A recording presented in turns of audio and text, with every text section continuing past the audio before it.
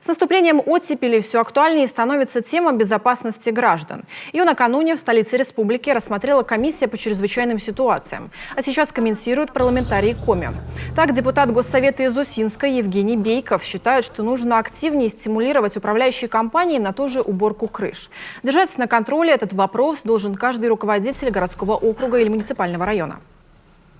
Если брать, допустим, опять же работу по Усинску, глава городского округа постоянно это держит на контроле, мониторит. И вот на прошлой неделе, в среду-четверг были проведены объезды всех территорий. В четверг крайний, как говорится, дом по замечаниям проводил чистку. Сегодня опять же была проведена проверка, и вот еще один дом выявлен. Это нужно проводить регулярно на постоянной основе. Тем более, что в связи с потеплением на территории Коми уже участились случаи схода с крыш домов снега и наледи.